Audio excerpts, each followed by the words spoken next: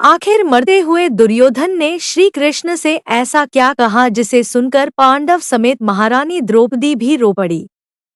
मित्रों, कल्पना कीजिए कुरुक्षेत्र की युद्ध भूमि में अपनी टूटी हुई गदा और खून से सना एक वीर जिसकी सांसें अब टूट रही है। वो वीर कोई और नहीं बल्कि हस्तिनापुर का युवराज दुर्योधन है।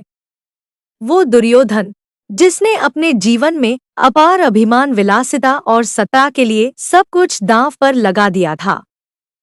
पर आज उसकी आंखों में अभिमान नहीं, पश्चाताप है। उसके होठ कांप रहे हैं और हृदय में एक टीस है, एक ऐसा भाव है जो शायद जीवन भर उसके भीतर दबा रहा। और अब जब वह मृत्यु के निकट है, वह भाव फूट पड़ा। महाभारत का महासंग्राम अपने अंतिम चरण में था। कुरुक्षेत्र की भूमि खून से लाल हो चुकी थी। चारों ओर वीरों की लाशें पड़ी हुई थी। उन्हीं लाशों के बीच मरणासन में पड़ा दुर्योधन अपनी अंतिम सांसें गिन रहा था कि तभी एक धीमी सी आहट हुई और भगवान श्री कृष्ण दुर्योधन के समक्ष प्रकट हुए। श्री कृष्ण को देख दुर्योधन की आंखों से अश्रु बह निकले। यह वही दुर्योधन था जो जीवन भर श्री कृष्ण को दुश्मन मानता रहा, जिसे उसने कभी सम्मान नहीं दिया, जो उन्हें हमेशा ग्वाला कहकर संबोधित करता रहा, जिसने कभी श्री कृष्ण के शांतिदूत रूपी याचना को भी ठुकरा दिया था। पर आज वही दुर्योधन श्री कृष्ण को देख अश्रु बहा रहा था, जैसे वह कुछ भगवान से कहना चाहता हो। श्री कृष्ण धीरे से उसके पास आए और उससे कहा, कहो दुर्योधन, क्या कहना चाहते हो। दुर्योधन कांपती आवाज में भगवान श्री कृष्ण से बोला, हे माधव, मैंने जीवन भर आपसे द्वेष किया है, पर आज मृत्यु से पहले मैं आपसे सत्य कहना चाहता हूँ। हे कृष्ण, मैं हार गया, लेकिन मुझे हराने वाले पांडव नहीं थे। मैं स्वयं अपनी इच्छा, अपनी वासना, अपने मोह और अपनी त्वाकांक्षा से पराजित हुआ। अब ना तो मैं आपसे द्वेष रखता हूँ, ना ही किसी से शत्रुता। मैं जान गया हूँ कि आप इस समस्त लीला के सूत्रधार है। जो कुछ हुआ वही होना था, परंतु हे माधव, एक पीड़ा है जो मुझे भीतर से जला रही है। भगवान श्री कृष्ण ने कहा, कहो दुर्योधन, क्या पीड़ा है। दुर्योधन की आंखों में करुणा थी।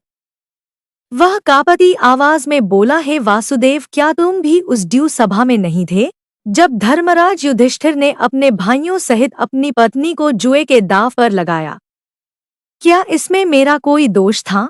जुए में हारने के बाद द्रौपदी मेरी दासी बन गई थी, और जब मेरी आज्ञा से दुशासन द्रौपदी को बालों से पकड़कर घसीटता हुआ राजसभा में लाया और द्रौपदी का चीर हरण करने का प्रयास किया। मैं स्वीकार करता हूँ कि मैंने उसे अपमानित किया, लेकिन हे कृष्ण, क्या वह अपराधी अधिक दोषी है जो खड़ा होकर हंसता है या वो जो चुप रहकर सहमति देता है। क्यों नहीं बोले भीष्म पितामह, क्यों नहीं उठे गुरु द्रोण, क्यों नहीं ललकारा धर्मराज युधिष्ठिर ने। और तुम वासुदेव, जब वह स्त्री लाज की भीख मांग रही थी तब तुमने चीर तो बढ़ाया, पर क्या सभा में एक भी व्यक्ति को रोक सके। भगवान ने अपना मस्तक झुकाया, फिर शांत स्वर में बोले, दुर्योधन, धर्म की रक्षा केवल शस्त्र से नहीं होती। धर्म तो तब मारा जाता है जब धर्मधारी चुप रहते हैं। उस दिन सभा में केवल तुम नहीं थे, वहां धर्मराज भी थे, गुरुजन भी थे और मैं भी था। पर जान लो, चुप रहने वाला दोष से मुक्त नहीं होता। वह मौन जो अन्याय के समय धारण किया गया, वह भी उतना ही घातक होता है जितने तुम्हारे शब्द। यह सुन दुर्योधन भावुक हो गया और उसने रोते हुए कृष्ण से कहा, हे कृष्ण, मेरे अंदर जो अहंकार था वह जन्मजात नहीं था, उसे हर बार मेरे अपनों ने सींचा।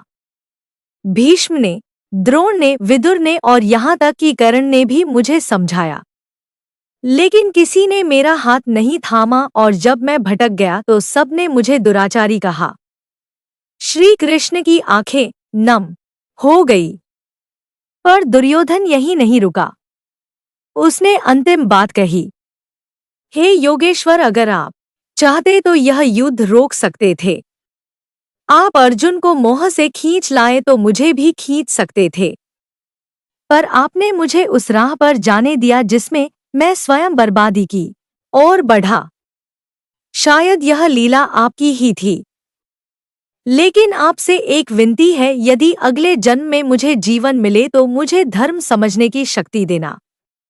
लेकिन मेरे जैसे किसी भी मानव को ऐसा अकेलापन मत देना जो उसे राक्षस बना दे। मेरे भीतर भी एक पुत्र था, एक भाई था, एक प्रेमी था, पर कोई उसे देख ही नहीं पाया। और यह कहते कहते दुर्योधन की आंखें हमेशा के लिए बंद हो गई। श्री कृष्ण ने एक गहरी सांस ली और कहा, जो व्यक्ति अपने अंत समय में सत्य को पहचान लेता है वही मोक्ष का अधिकारी होता है। और दुर्योधन अब वह अभिमानी राजा नहीं रहा, अब वह केवल एक आत्मा है जो पश्चाताप से मुक्त हुई। दुर्योधन तो मर गया, लेकिन जाते जाते वह कृष्ण से ऐसे प्रश्न पूछ गया जिनका उत्तर आज तक मौन है। दुर्योधन ने आखिर क्षणों में जो कहा वह केवल एक अपराधी का पश्चाताप नहीं था, वह उस मौन समाज का आईना था जो अन्याय देखता है पर बोलता नहीं है। तो मित्रों, आपकी क्या राय है कि क्या धर्म की सबसे बड़ी हत्या मौन से होती है? आप अपनी राय हमें कमेंट के माध्यम से भी बता सकते हैं। वीडियो पसंद आई हो तो वीडियो को लाइक करके वीडियो को शेयर करें। चैनल पर अगर नए आए हैं तो चैनल को सब्सक्राइब करना ना भूलें। धन्यवाद।